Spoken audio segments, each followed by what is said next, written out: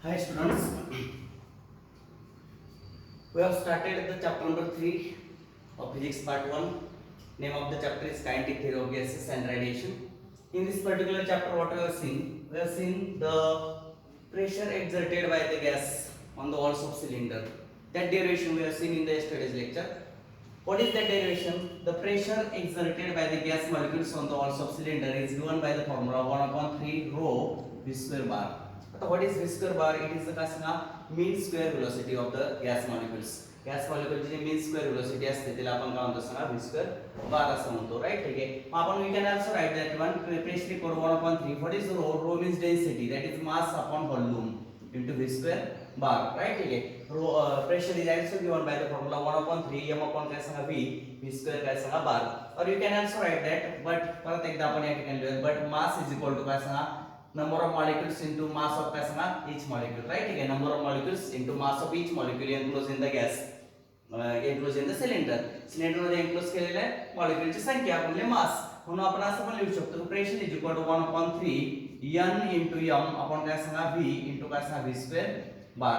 You can also write this one, right? ठीक आहे, तर in this way we have seen the formula for काय सांगा pressure. तर हा फॉर्म्युला आपण प्रेशरचा काल पाहिला होता. This is the derivation we have seen in the yesterday's lecture. हे डेरिव्हेशन आपण कालच्या लेक्चर मध्ये पाहिलेलं आहे आणि या डेरिव्हेशन मध्ये नीट लक्षात ठेवा, p for pressure, v for volume in which the gas is enclosed, n for number of molecules enclosed in the gas cylinder, and n is the gas mass of each molecule, and v square bar it is nothing but the gas mean square velocity, right? ठीक आहे, एवढ्या सगळ्या गोष्टी आपण त्या ठिकाणी काढला पाहिल्या होत्या. आता ह्याच्या आधारे पालक using this expression we are going to find out the root mean square velocity. या एक्सप्रेशनचा उपयोग करून आपण रूट मीन स्क्वेअर व्हेलोसिटी काढणार आहे. म्हणजे काय, तर गॅस मॉलिक्युल्स आहेत ते काय सांगा moving here and there in the random direction motion, असं आपण एचएमसीएस मध्ये पाहिलं होतं. गॅस मधले जे मॉलिक्युल्स असतात ते रँडम डायरेक्शनने इकडे तिकडे मूव्ह होत असतात आणि देअर व्हेलोसिटीज आर डिफरंट. त्यांच्या व्हेलोसिटी कशी असते सांगा डिफरंट. म्हणून आपण we are not going to find out the काय सांगा इंडिव्हिज्युअल व्हेलोसिटीज. म्हणून आपण इंडिव्हिज्युअल व्हेलोसिटी न काढता वी फाइंड आउट द काय सांगा average velocity which will represent the काय सांगा overall velocity of the gas molecules, की जे एक अशी क्वांटिटी आपण शोधतो की जी त्या सगळ्या इंडिव्हिज्युअल व्हेलोसिटीचा काय असेल सांगा एव्हरेज असेल. मग आपण ही जी क्वांटिटी पाहिली होती, ही जी क्वांटिटी ती काय सांगते, it gives the average square velocity, that is आपण त्याला म्हणतो मीन स्क्वेअर व्हेलोसिटी. तसं आपल्याला velocity RMS root mean square velocity काढायला शिकायचे हे एक्सप्रेशनच्या आधारे. बरोबर, ठीक आहे. May by which velocity gas molecules are moving, by which average velocity gas molecules are moving inside the काय सांगा सिलेंडर. चला चेक करूयात आपण.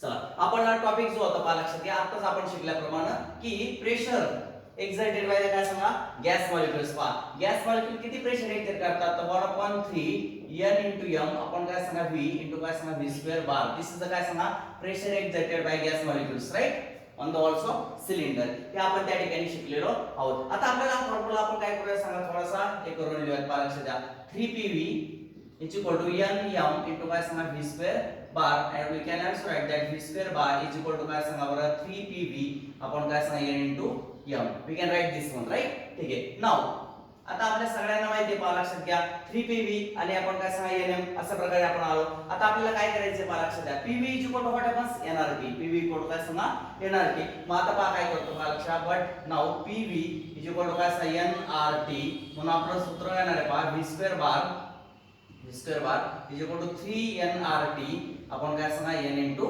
m, right. ठीक आहे, 3nrt आपण into n into m. ठीक आहे, आता पहा लक्षात परत एकदा बट सांगून लक्ष द्या, नंबर ऑफ मॉलिक्युल्स कसे काढतात, तर number of molecules number of mole कसे काढतात, तर number of molecules present in the काय सांगा cylinder divided by Avogadro's number of molecules. माहिती आहे सर्वांना, कारण का Avogadro's number of molecules gives 1 मोल. लक्षात ठीक आहे, म्हणजे टोटल नंबर ऑफ मॉलिक्युल्सला जर आपण एवोगाड्रोच्या नंबरने डिवाइड केलं, how many moles of the gas are present ते आपण फाइंड करू शकतो. म्हणजे number of moles of the gas enclosed in the cylinder is given by the formula काय सांगा number of molecules divided by Avogadro's number. मग n ची value आपण त्या ठिकाणी प्लेस आउट करूया. पहा लक्षात, therefore v square bar is equal to, you can see that 3n upon na into काय सांगा rt डिवाइडेड बाय काय सांगा n into m. You can see that n gets cancel, right? That's why you can say that v square bar is equal to 3rt upon na into काय सांगा m. बरोबर, ठीक आहे, 3rt आपण काय सांगा na into m. परत एकदा काय लक्षात आलं तुमच्या की na सॉरी हा na into काय सांगा m. What is na? na is the काय सांगा Avogadro's number of particles. Avogadro's number of particles into काय असं मास ऑफ इच पार्टिकल.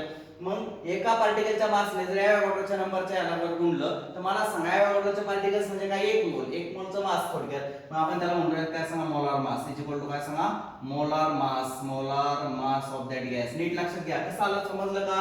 ॲव्होगाड्रोज नंबर काय इंडिकेट करतात, number of molecules present in 1 mole of gas. हा, गॅसच्या एका मोल मध्ये किती पार्टिकल आहेत ते सांगणारा आकडा. एका मोल मध्ये जेवढे पार्टिकल आहेत त्याला जर प्रत्येक पार्टिकलच्या मासने जर डिवाइड केलं तर काय मिळणार, एका मोलचं मास मिळणार आहे, मोलार मास मिळणार आहे. परत लक्षात घ्या, m indicates mass of each molecule, n indicates number of particles present in the काय सांगा 1 मोल. एका मोल मध्ये n पार्टिकल असतात आणि एका पार्टिकलचं मास किती आहे, m. मग एका पार्टिकलच्या मासने एका मोल मधल्या पार्टिकलच्या संख्येला जर मल्टिप्लाय केलं तर काय मिळणार सांगा, मॉलिक्युलर वेट किंवा मोलार मास मिळणार त्या गॅसचं. मग m0 बरोबर, ठीक आहे, मोलार मास. मग आपण या ठिकाणी m0 लिहू शकतो. पण आपण या ठिकाणी v इकडे जातो, पहा लक्षात घ्या. देअरफॉर पहा v square bar is equal to, you can write it 3RT आपण काय सांगा m0. नीट लक्षात घ्या, आलं लक्षात सरांच्या. v स्क्वेअर आणि काय सांगा 3RT आपण काय सांगा m0. मग आता याच्यावरून आपण स्क्वेअर रूट घेतलं, काय करूया सांगा, स्क्वेअर रूट. मग स्क्वेअर रूट जर घेतलं तर काय सांगा बरं, v स्क्वेअर बारचा आपण स्क्वेअर रूट घेणार आहे. मग आता v स्क्वेअर बारचा स्क्वेअर रूट जर घेतलं तर मी असं लिहिणार त्या ठिकाणी, राईट, ठीक आहे. v bar is equal to काय सांगा 3RT आपण काय सांगा m0. मग ही जी व्हॅल्यू आहे, ठीक आहे, it indicates the average velocity of the gas particles m in a gas at temperature T एवढं ॲब्सोल्यूट टेम्परेचर T. या टेम्परेचरला जर एखादा गॅस एनक्लोज केला असेल तुम्ही एखाद्या सिलेंडर मध्ये, तर त्या गॅसची एव्हरेज व्हेलॉसिटी जी आहे पार्टिकलची, particles are moving with different velocities, परंतु त्या सगळ्या पार्टिकलची एव्हरेज व्हेलॉसिटी या फॉर्म्युल्याने तुम्हाला काढता येईल. पण आपण म्हणतो त्याला आपण RMS म्हणूयात. काय केलं आपण, रूट घेतलंय, मीन स्क्वेअर. हे पहा, मीन स्क्वेअर व्हेलॉसिटी या फॉर्म्युल्याने काढता येते. मीन स्क्वेअरचा एव्हरेज काढलाय, mean square velocity is given by 3RT आपण m0. त्याचं स्क्वेअर रूट घेतलं म्हणून त्याला म्हटलं रूट मीन स्क्वेअर व्हेलॉसिटी. काय म्हणायचं, ही जी एव्हरेज आहे त्याला म्हणायचं root mean square velocity is equal to आले 3RT आपण काय सांगा m0. तर this is the formula to find out the काय सांगा average velocity of the particles present in the काय सांगा gas cylinder at temperature capital T. तर कॅपिटल T ऍब्सोल्यूट टेम्परेचर जर एखादा गॅस तुम्ही काय केला असेल सिलेंडर मध्ये एनक्लोज केला असेल तर त्या गॅसची एव्हरेज व्हेलॉसिटी, गॅसच्या पार्टिकलची एव्हरेज व्हेलॉसिटी तुम्हाला या फॉर्म्युल्याने काढता येते. VRMS is equal to √3RT upon m0. ठीक आहे. आता थोडंसं मी काय करतो पहा लक्षात घ्या, मी तुम्हाला परत एक्सप्लेन करतो लागलं तर हे जे काय आहे लक्षात घ्या. मी याला थोडा ब्रॅकेट वेगळा करतो, हा लक्षात घ्या. पहा परत एकदा मी थोडंसं पहिल्यापासून येतो. काल आपण डेरिव्हेशन पाहिलं कशासाठीचं, प्रेशर एक्झर्टेड बाय काय सांगा gas molecules on the walls of cylinder. पहिले सर्वांनी pressure exerted by gas molecules on the walls of cylinder. काय formula, pressure equal 1/3 nm/v into काय सांगा v स्क्वेअर बार. आठवते सर्वांना फॉर्म्युला, हा ठीक आहे. आठवत असेल मी तुम्हाला सांगितलं होतं पहा लक्षात, काल एक्सप्लेन केला होता, राईट, ठीक आहे. तर पहा लक्षात हा फॉर्म्युला काल आपण पाहिला होता, pressure exerted by the gas molecules on walls of cylinder. पहा मग 3PV पहा 3P आणि V is equal to nm bar v square bar असं आलं. मग v square bar is equal to काय 3PV आपण nm आलं का ते सर्वांना, परंतु PV इक्वल टू कोण असतं, nRT असतं. म्हणून PV च्या ऐवजी पहा PV च्या ऐवजी काय टाकलं मी nRT आपण nm असं आलं, राईट, ठीक आहे. परंतु नंबर ऑफ मोल्स कसे काढतात, total number of molecules divided by number आपण त्याला म्हणतो, राईट, ठीक आहे. n आपण na म्हणून काय केलं, n ची व्हॅल्यू किती टाकली, n आपण na. लक्षात ठेवा number of moles equal to total number of molecules divided by काय सांगा Avogadro's number of particles, right, ठीक आहे. मग n आपण n गेट्स कॅन्सल, 3RT आपण काय सांगा na into m.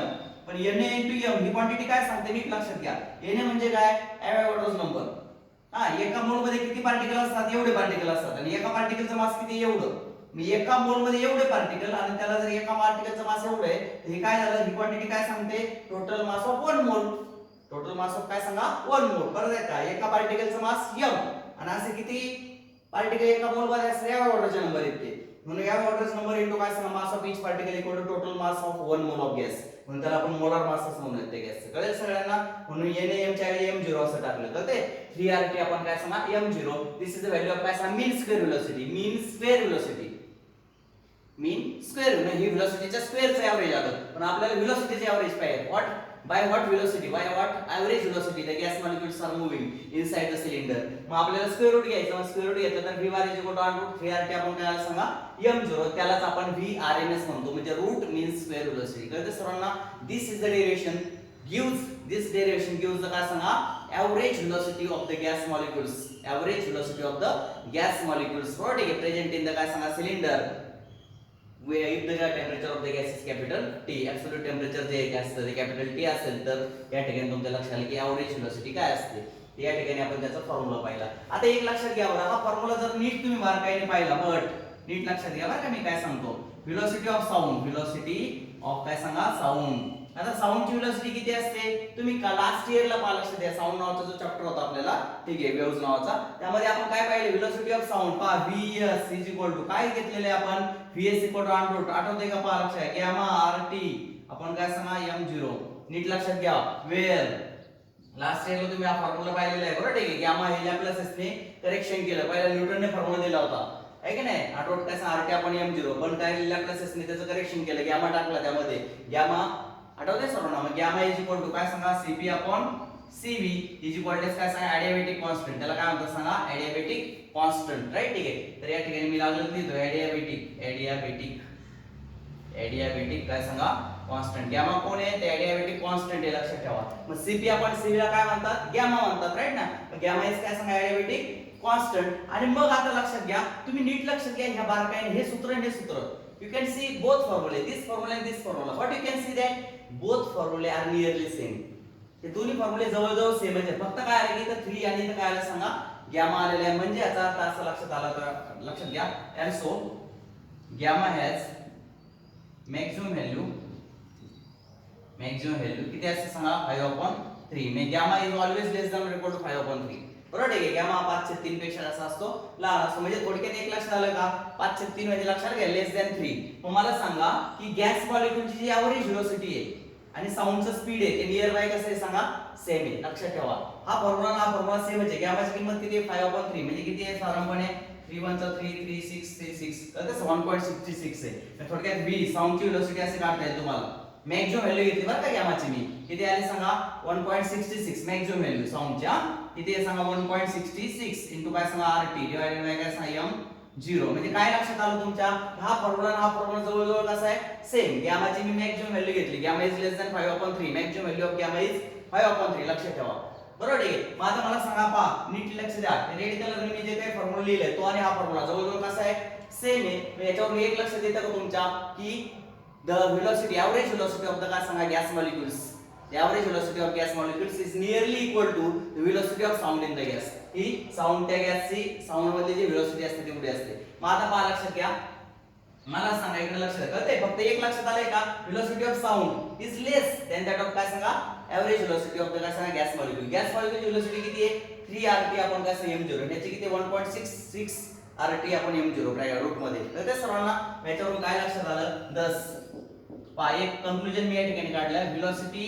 Of gas particles gas molecules म्हणतो गॅस मॉलिक्युल्स इज कंपॅरेबल बरोबर ठीक आहे टू द व्हेलॉसिटी ऑफ काय सांगा साऊंड इन दॅट काय सांगा गॅस ॲट दॅट काय सांगा टेम्परेचर बरोबर ठीक आहे. कंपॅरेबल आहे परंतु थोडीशी कमी आहे पहा लक्षात द्या कंपॅरेबल आहे कारण काही इथे किती आले 3 RT आपण m0 इथे किती 1.66 RT आपण m0. परंतु बट एक गोष्ट लक्षात ठेवली पाहिजे निश्चितपणे की Vrms is quite greater than the काय सांगा v velocity of sound. म्हणजे velocity of gas molecules of the काय सांगा of the gas velocity of gas molecules बरोबर आहे is quite greater than the velocity of sound. तर velocity of sound मध्ये कोणता फॅक्टर आला 1.66 आणि velocity of gas molecule ची किती आले 3 हा फॅक्टर आलेला आहे त्या ठिकाणी कळते. मग this factor is quite greater than this one याच्यापेक्षा हा फॅक्टर थोडा मोठा आहे. म्हणून गॅस मॉलिक्युलची जी velocity आहे ती साऊंडच्या velocity पेक्षा थोडीशी मोठी असते. साऊंडच्या velocity पेक्षा असं सांगा थोडीशी मोठी असते. आता नॉर्मली तुम्हाला काय माहिती आहे की what is the velocity of sound. साऊंडची velocity किती असते नॉर्मली 331 काय सांगा मीटर पर सेकंद माहिती आहे सर्वांना बरोबर. नॉर्मल टेम्परेचरला किती असते 331 मीटर पर सेकंद. कोणती velocity आहे साऊंडची. आता नायट्रोजनचे जर गॅस आपण काय केले गॅस मॉलिक्युलचं नायट्रोजनचे पहा Vrms कोणाचे नायट्रोजनचे पहा लक्षात नाव साऊंडची velocity असते 331 मीटर पर काय सांगा सेकंद नॉर्मली हा ठीक आहे. इथे अप्रॉक्सिमेटली लिहितो अप्रॉक्सिमेटली. आता पहा Vrms आता गॅस मॉलिक्युलची velocity किती असते कोणासाठी नायट्रोजन साठी तर नायट्रोजन साठी असते ते 517 मीटर पर काय सांगा सेकंद. लक्षात आलं, म्हणजे जे कंपेरेबल आहे तेव्हाची ऑर्डर सेम आहे. 331 517 ऑर्डर सेम आहे. कळते सर्वांना?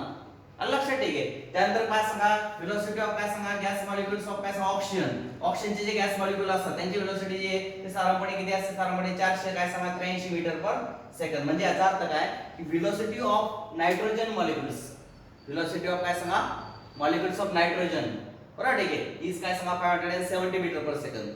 व्हेलॉसिटी ऑफ काय सांगा oxygen molecules if they are enclose in the gas cylinder it is 483 आणि साऊंडची व्हेलॉसिटी किती असते? 331. म्हणजे याचा अर्थ नियरली कंपेरेबल आहे. सांगायचा मुद्दा एवढाच की साऊंडची व्हेलॉसिटी आणि गॅसच्या मॉलिक्युलची व्हेलॉसिटी ही नियर बाय कशी असते, नियर अबाउट कशी असते? सेम. कारण का गॅसच्या मॉलिक्युलच्या व्हेलॉसिटीचा फॉर्म्युला आणि साऊंडच्या व्हेलॉसिटीचा फॉर्म्युला हा जवळजवळ सेमच बिहेवियर दाखवतो बा. सेम फॉर्म्युला आहे जवळजवळ. इथे लक्षात RT आपण M0 RT आपण M0 फक्त इथे 3 फॅक्टरी इथे गॅमा आहे आणि गॅमा हा 5.3 पेक्षा लेस असतो नेहमी. लक्षात आलं सर्वांच्या? म्हणजे याचा अर्थ गॅस मॉलिक्युल जर एखाद्या सिलेंडर मध्ये तुम्ही एनक्लोज केले तर गॅस मॉलिक्युलची average velocity, gas molecules are moving here and there, तर त्याची एव्हरेज व्हेलॉसिटी ही साऊंडच्या व्हेलॉसिटीच्या कंपेरेबल असते. थोडीशी मोठी असते साऊंडच्या व्हेलॉसिटीपेक्षा. साऊंडची velocity quite less than that of the gas molecules velocity. परंतु एक लक्षात घ्या की गॅस मॉलिक्युल्स हॅव द काय सांगा near by same velocity as that of किंवा comparable velocity as that of काय सांगा साऊंड इन दॅट गॅस. कळालं सर्वांना? साऊंड पेक्षा थोडी मोठी असते पण कंपेरेबल टू साऊंड असू शकते, हे लक्षात घ्या. म्हणजे आपल्याला थोडा अंदाज कळतं की gas molecules are moving here and there, but what is the velocity of gas molecules? The gas molecules are moving with comparable velocity of काय सांगा साऊंड. साऊंडची व्हेलॉसिटी कंपेरेबल थोडीशी जास्त साऊंड पेक्षा, पण नियर बाय साऊंड पेक्षा थोडीशी जास्त velocity gas molecules move होत असतात. हे त्या ठिकाणी आपल्या लक्षात आलं. राईट, ठीक आहे. आता after that we will see the next topic. आता आपण पुढचा टॉपिक चेक आउट करूयात. पहा लक्षात द्या. It is nothing but the kinetic energy. काय टॉपिकचं नाव आपल्या? Kinetic energy. हे टॉपिक लक्षात आलं तुमच्या सर्वांच्या?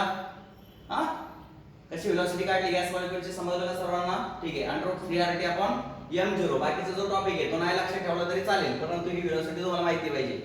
पण पुढचं मी अशासाठी घेतलं की हे जे काही सूत्र आलंय ते सूत्र कशाचं आहे सांगा? साऊंडच्या व्हेलॉसिटी सारखं सूत्र आलंय. म्हणून आपण म्हणू शकतो की velocity of the gas molecules enclose in the gas cylinder is comparable to the काय सांगा velocity of sound in that gas. तर ते सर्वांना म्हणून त्यासाठी मी ते पुढचं एक्सप्लेन केलं तुम्हाला. ठीक आहे. तर असो after that we will see the kinetic energy. काय टॉपिकचं नाव आता आपल्या? Kinetic energy. मी रफ करतो, लक्षात घ्या.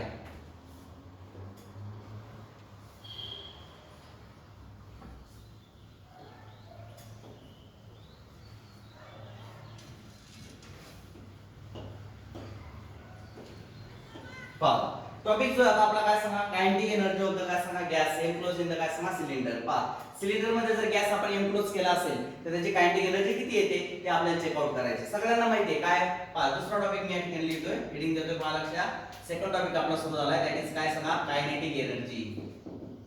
Kinetic energy in terms of temperature. पहा kinetic energy in terms of काय सांगा temperature. we are going to find out the काय सांगा formula for kinetic energy of the gas enclose in the cylinder. एखाद्या cylinder मध्ये तुम्ही जर gas enclose केला असेल तर त्या गॅसची कायनेटिक एनर्जी किती असते ते आपल्याला काय करायचं सांगा चेक आउट करायची. नीट लक्षात आलं? मी काय सांगितलं? we are going to find out the काय सांगा कायनेटिक एनर्जी ऑफ द काय सांगा गॅस एनक्लोज इन काय सांगा सिलेंडर. एखाद्या सिलेंडर मध्ये जर गॅस एनक्लोज केला असेल तर त्याची कायनेटिक एनर्जी किती असायला पाहिजे ते आपल्याला काय करायचं सांगा चेक आउट करायचे. चला आपण परत एकदा सुरुवात करूया. काय शिकलो आपण सांगा? प्रेशरचा फॉर्म्युला आपण शिकलेलो आहे. काय फॉर्म्युला प्रेशरचा?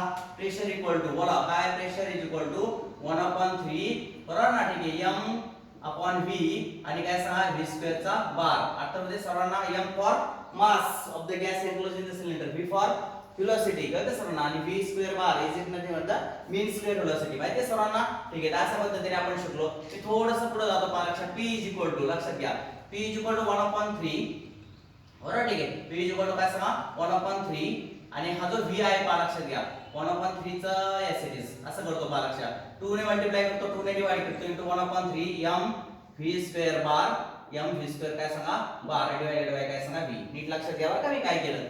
मैं I have multiplied by 2 and divided by काय सांगा 2 नो प्रॉब्लेम. हा ठीक आहे. बॅलन्स इक्वेशन आहे. नंतर मी काय करणार आहे पहा लक्षात घ्या PV इज इक्वल टू नीट लक्षात घ्या PV इज इक्वल टू हा ठीक आहे पहा 2 आपण काय सांगा 3 into 1/2 m v square bar. नीट लक्षात घ्या काय केले मी रिअरेंज करून लिहिले पहा 2/3 बाजूला घेतला आणि 1/2 आतमध्ये लिहिला m v स्क्वेअर. हे जे फॉर्म्युला आहे पहा लक्षात हा फॉर्म्युला काय इंडिकेट करतो बट 1/2 एम व्ही काय सांगा एम व्ही स्क्वेअरचा काय सांगा बार इज इक्वल टू काय सांगा kinetic energy of N molecules. बरोबर ठीक आहे. कोणाचे सांगा N molecules enclose in a cylinder. पहा लक्षात सिलेंडर मध्ये एन मॉलिक्युल जर आपण एनक्लोज केले असतील तर त्या या सगळ्या एन मॉलिक्युल्स कारण एम काय इंडिकेट करतो total mass of N molecules. त्यामुळे सगळ्या एन मॉलिक्युलची मिळून एनर्जी सांगता आपण. आलं लक्षात 1 हाफ एम स्क्वेअर माहिती आहे सर्वांना kinetic energy of the gas in the cylinder. म्हणून आपण असं लिहू शकतो PV is equal to 2/3 into काय सांगा E for kinetic energy. E for काय सांगा कायनेटिक एनर्जी. लक्षात आलं सर्वांच्या ई काय इंडिकेट करतो कायनेटिक एनर्जी. लक्षात आलं का इथपर्यंत सगळ्यांच्या नीट लक्षात घ्या. परंतु बट आपण काल काय शिकलो आपण बोल्ट्झमॅन कॉन्स्टंट शिकलो आठवत असेल तुम्हाला पीव्ही इज इक्वल टू कोण असतं एनआरटी असतं and PV is equal to दुसरं एक सूत्र आहे काय सांगा एन केबी इनटू काय सांगा टी. लक्षात आलंय सर्वांच्या. आपण फॉर्म्युला आपण पाहिलेला आहे कालला मी केबी बोल्ट्झमॅन कॉन्स्टंट म्हणजे काय शिकवलं वेअर पहा तुम्हाला माहिती पाहिजे काल मी शिकवलेले आहे Boltzmann constant equal to ratio of काय सांगा गॅस कॉन्स्टंट टू द काय सांगा एवोगॅड्रोस नंबर ऑफ पार्टिकल्स. बरोबर ठीक आहे. गॅस कॉन्स्टंट आणि एवोगॅड्रोस नंबर ऑफ पार्टिकल या दोन कॉन्स्टंटचा भागाकाराला बोल्ट्झमॅन कॉन्स्टंट असं म्हणतात. लक्षात राहू द्या हे लक्षात. ठीक आहे पहा लक्षात घ्या बोल्ट्झमॅन कॉन्स्टंट कसं काढतात कळते का आर अपॉन एन. हा जो केबी आले ना केबी म्हणजे काय आर अपॉन एन असतो. बरोबर ठीक आहे. N for Avogadro's number of particles R for gas constant म्हणजे gas constant divided by this constant दोन कॉन्स्टंटच्या डिवाइडला नानदर कॉन्स्टंट बोल्ट्झमॅन कॉन्स्टंट असं नाव दिलेलं आहे. मग आता मी याचा उपयोग करणार आहे पहा बरं लक्ष द्या. मग पहा ही जी व्हॅल्यू आहे ना पीव्ही इक्वल टू काय सांगा एन केबी टी इथे टाकतो लक्ष द्या. पहा देअरफॉर काय सांगा पीव्ही ची काय व्हॅल्यू टाकायची एन केबी इनटू काय सांगा T is equal to 2/3 into काय सांगा ई. इथे लक्षात N KB T into equal to काय सांगा 2/3 इनटू ई. माझा पुढे जातो पहा लक्षात घ्या देअरफॉर बरोबर ठीक आहे ई इज इक्वल टू पहा लक्षात 3 एन केबी इनटू काय सांगा टी डिवाइडेड बाय काय सांगा 2. नीट लक्षात घ्या. बरोबर ठीक आहे 3 इनटू एन केबी इनटू काय सांगा टी आपण काय सांगा 2. आलं लक्षात सर्वांच्या. ठीक आहे नीट लक्षात घ्या मी काय काय करतोय लक्षात आलं सर्वांच्या. ठीक आहे E इज इक्वल टू कळलं सर्वांना E is equal to 3 n kBT आपण काय सांगा 2 म्हणजे दिस इज काय सांगा टोटल मग पहा एव्हरेज कायनेटिक काय सांगा kinetic energy of n molecules n मॉलिक्युलची एव्हरेज कायनेटिक एनर्जी किती आली सांगा 3 हाफ n kB इनटू काय सांगा t 3 हाफ काय सांगा n kB इनटू t. मग आता मी या ठिकाणी लिहितो average kinetic energy of one molecule काय सांगा वन मॉलिक्युल एका मॉलिक्युलची किती वन मॉलिक्युल कळते सर्वांना. ठीक आहे मग आता एका मॉलिक्युलची किती तर मला काय करायचं number of molecules part total काय एनर्जीला नंबर ऑफ मॉलिक्युल्स डिवाइड करायला लागेल. मग 3 हाफ काय सांगा n kB इनटू काय सांगा t डिवाइडेड बाय काय सांगा नंबर ऑफ मॉलिक्युल्स ने डिवाइड केलं. कळते सर्वांना म्हणजे थोडक्यात आपण याला म्हणूया काय सांगा एनर्जी पर मॉलिक्युल. कळते सर्वांना एव्हरेज कायनेटिक एनर्जी पर वन मॉलिक्युल म्हणजे काय सांगा पर मॉलिक्युल. कळते सर्वांना. मग पर मॉलिक्युल कशी काढली टोटल एनर्जीला नंबर ऑफ मॉलिक्युल्स ने डिवाइड केलं. टोटल एनर्जी किती आली होती एवढी आली होती n मॉलिक्युलची होती ती एका मॉलिक्युलला किती n ने डिवाइड करा राईट. ठीक आहे मग E आपण n असं आलं त्या ठिकाणी पहा लक्षात लागलं तर मी एक काम करतो पहा लक्षात द्या हे जे आहे ना मी थोडं कॅन्सल करतो ते तुम्हाला समजायला थोडं सोपं जाईल. पहा थोडं समजायला सोपं जाईल. लक्षात घ्या ही जी एनर्जी मी काढली ही कोणाची काढली आहे इथं लक्षात घ्या कोणाची एनर्जी काढली kinetic energy of n molecules ची कोणाची n मॉलिक्युल आणि n फॅक्टर आलेला आहे पहा त्या ठिकाणी. पण मी काय करतो पहा लक्षात E आपण n घेतो n इकडे डिवाइड आणला इकडे 3 आप काय आलं सांगा kb इनटू t म्हणजे काय सांगतं kinetic energy n for per molecule. म्हणून आपण या ठिकाणी लिहूयात average kinetic energy of a gas per molecule काय सांगा पर मॉलिक्युल. लक्षात घ्या average kinetic energy of a gas per molecule is equal to 3 half into काय सांगा kb इनटू t. तर लक्षात राहू द्या average kinetic energy of a gas per molecule एका मॉलिक्युलची सरासरी कायनेटिक एनर्जी एका मॉलिक्युलची बरं का लक्षात घ्या total kinetic energy of the gas is given by this formula.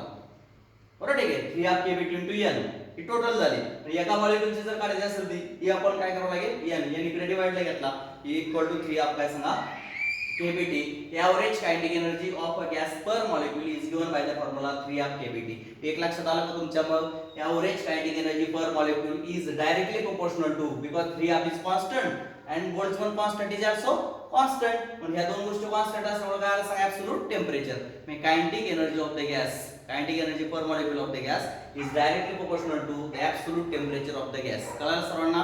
Kinetic energy कशाच्या डायरेक्ट प्रोपोर्शन मध्ये असते ऍब्सोल्यूट. म्हणून आपण इथे डेरिव्हेशन लिहिताना काय लिहिले kinetic energy in terms of temperature. Kinetic एनर्जीचा फॉर्म्युला टेम्परेचरच्या भाषेत काढलाय in terms of temperature find out केलाय. म्हणून आपलं हेडिंग होतं kinetic energy in terms of temperature. येते लक्षात. मग average kinetic energy of gas per molecule आली आहे 3½ इंटू काय सांगा केबी इंटू टी. येते लक्षात राहू द्या. आणखी एक लक्षात घ्या गोष्ट या ठिकाणी लिहितो. Therefore average kinetic energy per molecule of a gas is direct proportional to काय सांगा absolute temperature. बरोबर. is direct proportional to काय सांगा absolute temperature of a gas. Right लक्षात. ठीक आहे. in this way we have seen the काय सांगा average kinetic energy of the gas per molecule. ठीक आहे.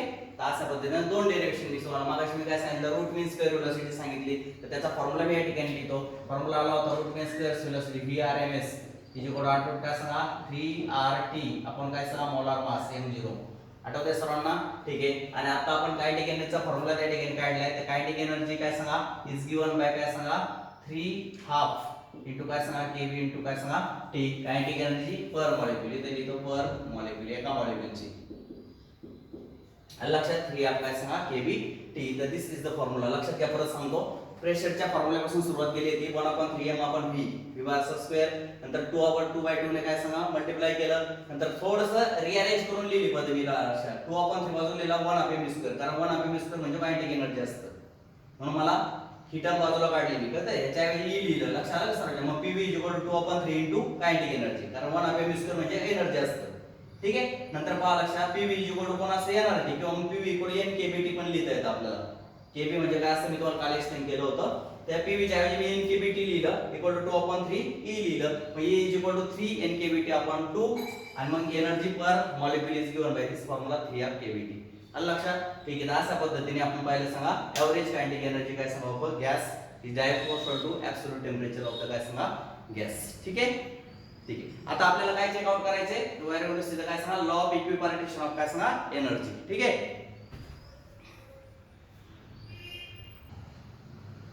पहा आता आपल्याला जो टॉपिक चेक आउट करायचा आहे त्याचं नाव आहे law of equipartition of energy. पहा या ठिकाणी हेडिंग देतो law of equipartition of energy that is kinetic energy. Right. ठीक आहे. पहा आता टॉपिक लक्षात घ्या. आता आपला थर्ड टॉपिक आपण चेक आउट करायला चालू आहे. It is the thing what काय सांगा हा टॉपिक आपला झाला. पहिला टॉपिक मी हा घेतला. आता हा घेतला. आता तिसरा टॉपिक चाललाय. पहा लक्षात law of equipartition of energy.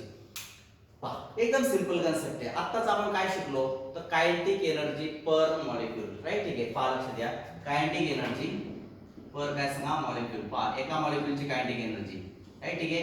Is equal to किती असते ती तर इज इक्वल टू काय सांगा 3½ इंटू काय सांगा केबी इंटू काय सांगा टी. हे पाहिजे लिहिलेले मी आताच आपण डिराइव्ह केले ते 3½ काय सांगा केबी टी. म्हणजे थोडक्यात kinetic energy per molecule is equal to 3½ KB into काय सांगा टी. हे लक्षात. ठीक आहे. मग आता पहा ज्या वेळेला particles in the gas are moving here and there they has the translational energy. कोणती एनर्जी असते त्यांच्यामध्ये ट्रान्सलेशनल एनर्जी असते. राइट. ठीक आहे. मग दिस ट्रान्सलेशनल एनर्जी जी आहे काय एनर्जी आपण त्याला आपण energy kinetic energy per molecule म्हणूयात. बरोबर. ठीक आहे. तर कायनेटिक एनर्जी पर मॉलिक्यूल किती असते तर एनर्जी जी आहे पहा ट्रान्सलेशन इथे या ठिकाणी लिहितो ट्रान्सलेशन एनर्जी किती असते पहा लक्षात 1/2 mvx² प्लस 1/2 mvy² प्लस 1/2 काय सांगा mvz². कळते सर्वांना. Because there are 3 axes and along which काय सांगा particles can move. right. ठीक आहे. x axis y axis z axis some particles are moving with the काय सांगा some components of x y and z axis velocities. right. ठीक आहे. x y z axis चे velocity चे component आहे त्याच्या along ते particles move होत असतात. कळते सर्वांना. मग ट्रान्सलेशनल एनर्जी जी आहे कायनेटिक एनर्जी किंवा कायनेटिक एनर्जी पर ही किती असते सांगा एवढी असते. मग आता या ठिकाणी लिहितो पहा लक्षात देअरफॉर पहा मी असं लिहितो 1/2 mvx² प्लस 1/2 mvy² आणि प्लस काय सांगा 1/2 mvz² is equal to how much 3½ काय सांगा केबी टी. एकूण एनर्जी किती असते पार्टिकलची एवढी असते. बरोबर. ठीक आहे. मग some particles are moving along the काय सांगा x directional component of velocity, some particles are moving along the काय सांगा y directional component of velocity, some particles are moving along the z component of velocity. कळते सर्वांना. तर अशा पद्धतीने all particles are moving here and there. There is no preferred काय सांगा direction. असं कुठलं पर्टिक्युलर डायरेक्शन सगळेच पार्टिकल x ऍक्सिस कडे किंवा सगळेच पार्टिकल y ऍक्सिस कडे किंवा सगळेच z कडे असं काही मूव्ह होणार नाही. There is no preferred direction. असं काही ठरलेलं डायरेक्शन नसतं पार्टिकलचं. Some particles are moving along x axis, some particles are moving along y axis, some particles are moving along काय सांगा z axis. There is no preferred direction for the particles. कळते सर्वांना. म्हणून there are three components of velocity, x component, y component and काय सांगा z component. कळते सर्वांना. मग मला सांगा the velocity, बरोबर ठीक आहे, the kinetic energy associated with the x component of velocity is 1 of mvx square. The component, the kinetic energy associated with the काय सांगा y component of velocity is given by 1 of mvy square velocity vy square. The component of the kinetic energy associated with the काय सांगा z component of velocity is 1 of mvz square. आणि एकूण मिळून velocity किती आहे सांगा 3 of kbt. मग तुम्हाला सर्वांना माहिती आहे. मग पहा but there is मुद्दाम हे लिहितो there is no preferred direction of velocity of particles. पार्टिकलचे velocity direction कसं नसतं सांगा प्रिफर्ड असं काय नसतं. म्हणून पहा लक्षात देर आपण असं लिहू शकतो की एव्हरेज ऑफ काय सांगा average kinetic energy along the x component of velocity is equal to average kinetic energy along the काय सांगा y component of velocity आणि is equal to काय सांगा average energy along the काय सांगा z component of velocity. कळते सर्वांना. हे जे काय नोटेशन वापरले ते एव्हरेज साठी वापरले. परत ऐका average kinetic energy along x component of velocity equal to average kinetic energy along the काय सांगा y component of velocity equal to काय सांगा average kinetic energy along the काय सांगा z component of velocity. आता मला सांगा तिघांची सम किती आहे 3 of kbt. तिघांची सम किती आहे सांगा 3 of kbt. मग ह्याची ह्याची आणि ह्याची तिघांची प्रत्येक इंडिव्हिज्युअल किती असणार सांगा 1 हाफ काय सांगा kbt. कारण का 1 हाफ kbt ह्याचे 1 हाफ kbt ह्याचे 1 हाफ kbt ह्याचे 1 हाफ kbt असे मिळून किती झाले सांगा टोटल 3 of kbt. हे लक्षात ठीक आहे. मग the particles which are moving in the काय सांगा x component of velocity has the kinetic energy 1 of kbt. The particles moving along the काय सांगा y component of velocity having the kinetic energy 1 of kbt and the particles are which are moving in the काय सांगा z component of velocity they has the kinetic energy 1 of kbt and the total kinetic energy of the gas enclosed in the cylinder is 3 of kbt. आणि एकूण energy किती असते 3 of kbt. जे particle x axis चे along move होतात त्यांची kinetic energy 1 of kbt. जे particle y axis चे अलोंग मूव्ह होतात त्यांची कायनेटिक एनर्जी 1 of kbt. जे पार्टिकल z ऍक्सिस चे अलोंग मूव्ह होतात त्यांची एनर्जी 1 of kbt. आणि सगळी मिळून संपूर्ण गॅसची total gas which is enclosed in the cylinder has the kinetic energy 3 of 1 of kbt plus 1 of kbt plus 1 of kbt equal to काय सांगा 3 of kbt. इथे लक्षात कारण हे महत्त्वाचं वाक्य लक्षात there is no preferred direction. असं काही नाही की ह्या डायरेक्शनला सगळेच पार्टिकल इकडे चालले मग x ऍक्सिस चे अलोंग असणारे पार्टिकल व्हेलॉसिटी सगळ्या एनर्जी जास्त असते y ऍक्सिस चे अलोंग कमी असते असं काही नसतं. राईट ठीक आहे. हे पार्टिकल्स आर काय सांगा एनर्जी इक्वली पार्टिसिपेटेड किंवा एनर्जी इज काय सांगा equally distributed. That's why this law is called as law of equipartition of energy. Equipartition energy is equally distributed along the each axis किंवा each component of velocity. कळते सर्वांना. x component of velocity, y component of velocity, z component of velocity प्रत्येक component च्या along same energy distribute झालेली आहे 1 of kbt 1 of kbt 1 of kbt total किती 3 of kbt. संपूर्ण gas ची मिळून व्हेलॉसिटी एका मॉलिक्युलची किती असते 3 of kbt. मग त्याची velocity along x component along y component of velocity along z component of velocity. आलं लक्षात. तर अशा प्रकारे आपण काय पाहिलं पहा लक्षात घ्या. त्याच्यावर आपण लॉ ऑफ इक्विपार्टिशन एनर्जी सांगू शकतो पहा लक्षात. हे याचं मी स्टेटमेंट लिहितो पहा लक्षात. स्टेटमेंट पहा काय स्टेटमेंट लक्षात घ्या. The average energy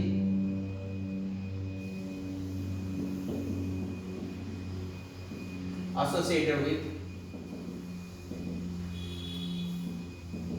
each quadratic term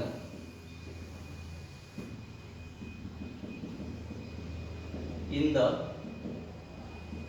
energy of gas molecule in a large sample of a gas at temperature T काय सांगा T is 1 of kV. लक्षात. दॅट इज लागत आपण असं लिहू शकतो average kinetic energy along mvx square is equal to 1 of kVt. Average kinetic energy y component mvy square is equal to also 1 of kVt and average kinetic energy 1 of कैसा mvx square it is also कैसा 1 of kVt and total energy is equal to कैसा 3 half kV total energy. लक्षात आलं सर्वांच्या?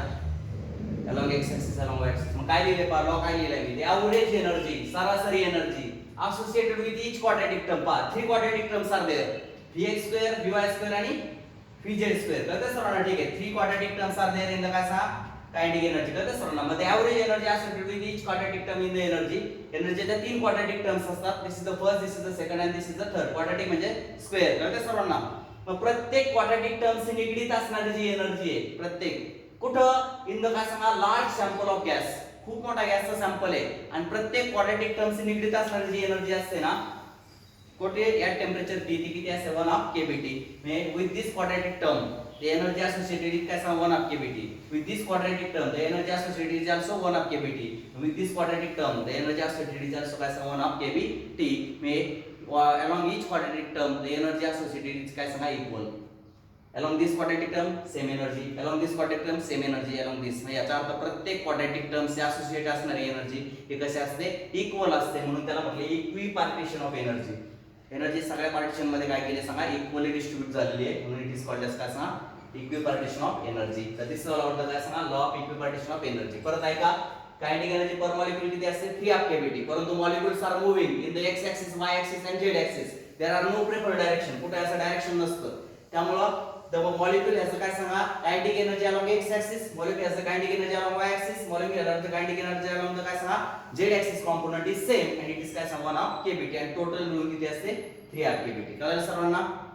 इथे लक्षात in this way we have seen the काय सांगा law of equipartition of energy. इथे लॉ मी लिहिलेला आहे, त्याचा स्क्रीनशॉट काढा. नंतर तुम्ही आज लेक्चर संपल्यानंतर वाचून घ्या. तिने डेरिव्हेशन प्रूव्ह करा. 4-2 वेळा तुमच्या कच्च्या वेळेवर लिहा. यू विल गेट द काय सांगा डेरिव्हेशन्स. कळते? ठीक आहे. Tomorrow we will see the next topic. ठीक आहे.